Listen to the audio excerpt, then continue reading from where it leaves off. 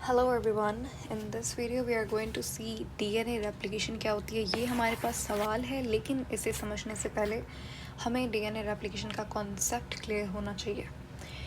भाई DNA replication पहले होती है, फिर बाद में प्रोसेस को देखेंगे। डीएनए रेप्लिकेशन का मतलब होता है डीएनए अपने आप को रेप्लिकेट कर रहा है या उस अपनी कॉपी बना रहा है। ठीक है, जैसे हमारे पास ये क्रोमोसोम है, क्रोमोसोम में दो ये हमारे पास सिस्टर क्रोमैटिड्स कहलाती हैं। ये एक क्रोमैटिड है और ये एक क्रोमैटिड है। पहले क्या होता है, ये क्रोमोसोम बनने से पहले ये क्रोमैटिड ऐसे होती हैं, सिंगल होती हैं। लेकिन जब सेल डिवीजन हो रही होती है, सेल डिवीजन यानी कि माइटोसिस से पहले इंटरफेस होता है जिसके अंदर सेल अपने आप को प्रिपेयर करता है। उस दौरान इंटरफेस के दौरान ये जो क्रोमैटिड है ये अपनी कॉपी बनाता है। ठीक है, इस तरीके से अपनी कॉपी बनाता है ये।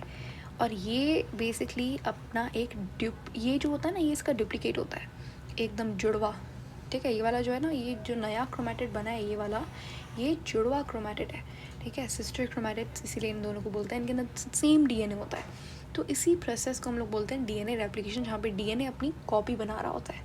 अब होता क्या है, डीएनए क्या है, डबल हेलिक्स मॉडल है। इस तरीके से हेलिक्स टाइप स्ट्रक्चर, एकदम जैसे दो कर्ली हेयर आपस में कर्ल्ड अप हो रखे हैं, ऐसा लग रहा होता है। अब डीएनए रेप्लिकेशन करनी है तो ऑफ कोर्स इन कर्ल्स को हटाना होगा। मैं तो बहुत इनफॉर्मल लैंग्वेज यूज़ कर रही हूँ, लेकिन समझाने के लिए सिर्फ। लेकिन असल में इसे हम लोग बोलते हैं डबल हेलिक्स मॉडल, क्योंकि ये डबल दो और हेलिक्स यानी कि जो आप कर्ल्ड स्ट्रक्चर देख रहे हो, ठीक है, इसको हम लोग बोलते हैं double helix model of DNA. अब इसको हमें अनफोल्ड करना है डीएनए रेप्लिकेशन करने के लिए। ठीक है, डीएनए रेप्लिकेशन करने के लिए आपको इसे खोलना तो पड़ेगा ना। ठीक है, ऐसे होगा तभी यहाँ पे इसकी कॉपी बनेगी। तो ये हमारे पास क्या है, पेरेंट डीएनए हो जाएगा और ये नया बेबी डीएनए बना है हमारे पास। ठीक है, तो पहला काम हमें क्या करना है, इसे खोलना है। अब एक सेल के अंदर तकरीबन 2 मीटर लंबा डीएनए, तो पूरे को खोलेंगे बिल्कुल भी नहीं। ये जो पूरा डीएनए है इसका सिर्फ छोटा सा पार्ट हम लोग खोलेंगे और वहाँ पे रेप्लिकेशन होगी। फिर यहाँ पे छोटा सा पार्ट खोलेंगे, यहाँ पे रेप्लिकेशन होगी। इस तरीके से नया रेप्लिकेशन हो, इस तरीके से नया डीएनए बनता है। ये था बेसिक। अब आते हैं प्रोसेस के ऊपर। ठीक है, जिस जगह आप रेप्लिकेशन करेंगे, जिस जगह रेप्लिकेशन होगी, उस जगह को हम कहते हैं रेप्लिकेशन फोर्क। क्या बोलेंगे, द एरिया वेयर रेप्लिकेशन और डुप्लीकेशन इज हैपनिंग, उस जगह को हम बोलेंगे रेप्लिकेशन फोर्क। ठीक है, अब यहाँ पे ऑफ कोर्स ये ऐसे कर्ल हो रखे हैं, इनको अब हमें स्ट्रेट करना है। वहाँ उसके लिए एक एंजाइम होता है जिसका नाम है हेलिकेस। हेलिकेस क्या करता है, इन कर्ल को खोलता है, यानी कि डीएनए को खोलने का काम किसका है, हेलिकेस का है। ठीक है, अब डीएनए की रेप्लिकेशन करवाता कौन है, डीएनए पॉलीमरेज नाम का एंजाइम है जो डीएनए की रेप्लिकेशन करवाता है। ठीक है, उसके बाद डीएनए की रेप्लिकेशन करवाने के लिए आपको एक एग्जाम्पल डीएनए चाहिए होता है कि भाई यहाँ से डीएनए रेप्लिकेशन शुरू होगी। तो वो वाला मॉलिक्यूल है ना, जो सिग्नल देगा कि भाई ये स्टार्टिंग पॉइंट है, उसको कहते हैं आरएनए प्राइमर। क्या बोलते हैं, आरएनए प्राइमर। आरएनए प्राइमर क्या करता है, एज अ स्टार्टिंग पॉइंट काम करता है कि भाई यहाँ से रेप्लिकेशन होगी। जैसे ये आरएनए प्राइमर, यहाँ से रेप्लिकेशन स्टार्ट हुई। ठीक है, यहाँ से रेप्लिकेशन स्टार्ट हुई। तो आरएनए प्राइमर एक स्टार्टिंग पॉइंट की तरह काम करता है। इसको लगाने का काम कौन करता है, प्राइमेज करता है। ठीक है, आरएनए प्राइमर को लगाने का काम प्राइमेज करता है। हेलिकेज का काम होता है डीएनए को अनफोल्ड करना, और डीएनए पॉलीमरेज क्या करता है, पॉलीमराइजेशन करवाता है। अब क्या है, एक बात याद रखिएगा, डीएनए पॉलीमरेज हमेशा जो नई कॉपी बनेगी डीएनए की, जो नई कॉपी बनेगी वो हमेशा 5 प्राइम टू 3 प्राइम होगी। हमें पता है कि डीएनए डबल हेलिक्स मॉडल है, बिल्कुल ठीक है। एक डीएनए की स्ट्रैंड 5 प्राइम टू 3 प्राइम होती है और एक स्ट्रैंड 3 प्राइम टू 5 प्राइम होती है, दोनों ऑपोजिट रन करती हैं। तो बिल्कुल वैसे ही है डीएनए की रेप्लिकेशन में। क्या होता है कि एक मेरी स्ट्रैंड जो है वो 5 प्राइम टू 3 प्राइम है, डीएनए की स्ट्रैंड, यहाँ पे समझते हैं।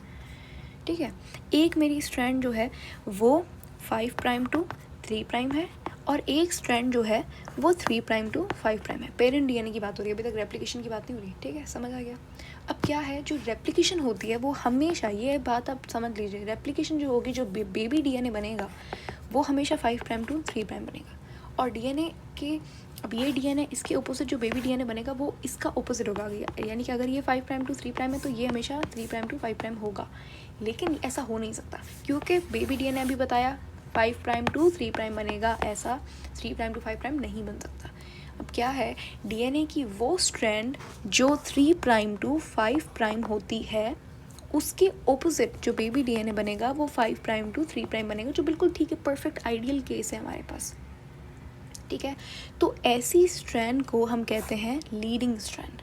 लीडिंग स्ट्रैंड क्या होती है, leading strand 3 prime to 5 prime होती है, इसके ऑपोजिट जो नया डीएनए बनता है वो 5 प्राइम टू 3 प्राइम होता है।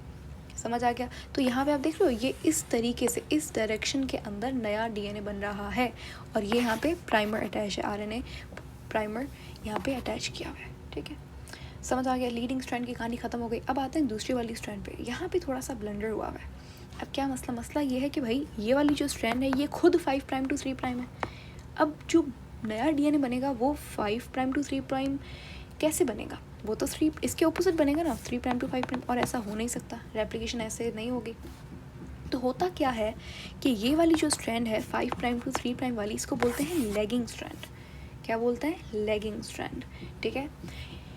अब लेगिंग स्ट्रैंड में जो रेप्लिकेशन होती है वो ऑपोजिट डायरेक्शन में होती है। कैसे? अब ये स्ट्रैंड कौन सी है, 5 प्राइम टू 3 प्राइम है, तो अगर हम लोग रेप्लिकेशन इस डायरेक्शन में करवाएं तो फिर ये क्या होगी, ये होगी 5 प्राइम टू 3 प्राइम, इसके ऑपोजिट हो रही है ना, ऐसे देखो ये 3 प्राइम 5 प्राइम ऑपोजिट है, और हमारा काम भी हो रहा है, काम बन रहा है ना। रेप्लिकेशन कैसे हो रही है, 5 प्राइम टू 3 प्राइम हो रही है, यानी कि ऑपोजिट डायरेक्शन में हम इसकी रेप्लिकेशन करवाएंगे, तभी जाके जो नया डीएनए बनेगा वो 5 प्राइम टू 3 प्राइम बनेगा, 5 प्राइम टू 3 प्राइम बनेगा। इस डायरेक्शन ऑपोजिट डायरेक्शन है, तभी मैंने 5 प्राइम बाद में लिखा है, 3 प्राइम पहले लिखा है, यहाँ पे लिखा है, ठीक है, क्योंकि ऑपोजिट डायरेक्शन इस डायरेक्शन में पहले आएगा 5 प्राइम, फिर आएगा 3 प्राइम, और ये ऑपोजिट भी है, ठीक है।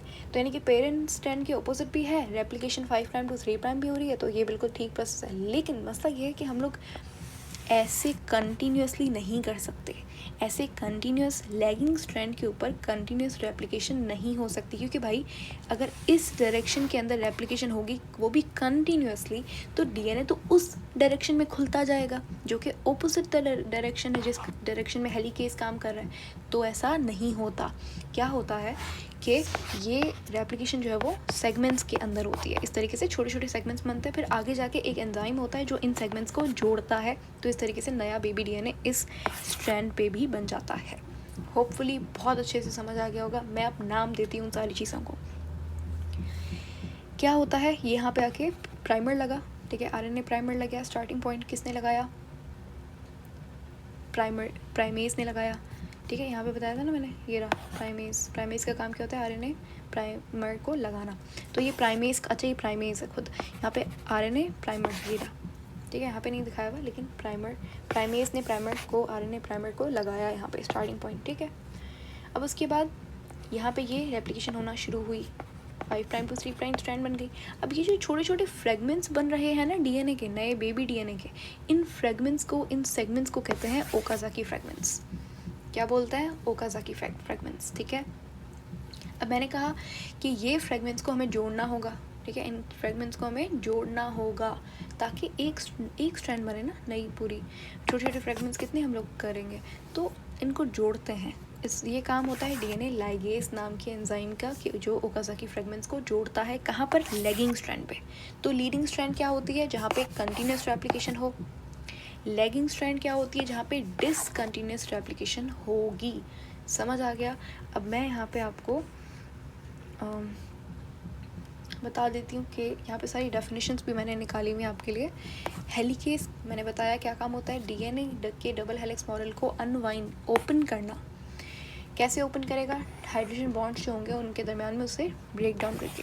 भाई ये देखो ना, ये हमारे पास डीएनए मॉलिक्यूल्स होते हैं, यहाँ पे सारी बेसेस लगी हुई होती हैं, ठीक है। तो एडेनिन थाइमिन के दरमियान में डबल हाइड्रोजन बॉन्ड होता है, ग्वानिन साइटोसिन के दरमियान में ट्रिपल हाइड्रोजन बॉन्ड होता है। इन बॉन्ड्स को तोड़ता है कौन, हेलिकेज, और इस तरीके से डीएनए को ओपन करता है।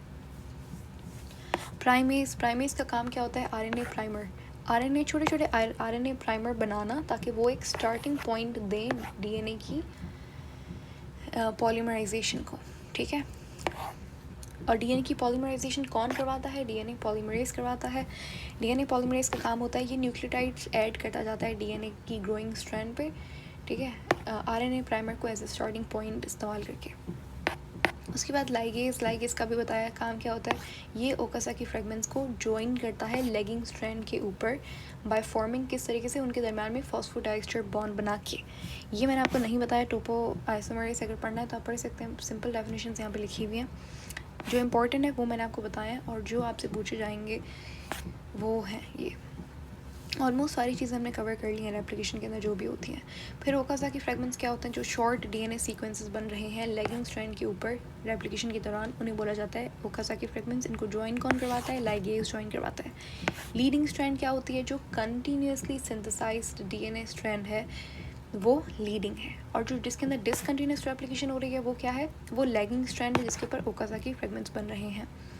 रेप्लिकेशन फोर्क क्या होता है, जहाँ वो एरिया जहाँ पे डीएनए का डबल हेलिक्स मॉडल नहीं, डीएनए का डबल हेलिक्स स्ट्रक्चर अनवाइंड हो, अनवाउंड बेसिकली उसका ही फॉर्म है, अनवाउंड हो, खुले, ठीक है, ओपन हो, ताकि वहाँ पे रेप्लिकेशन हो, उस जगह को कहा जाता है रेप्लिकेशन फोर्क।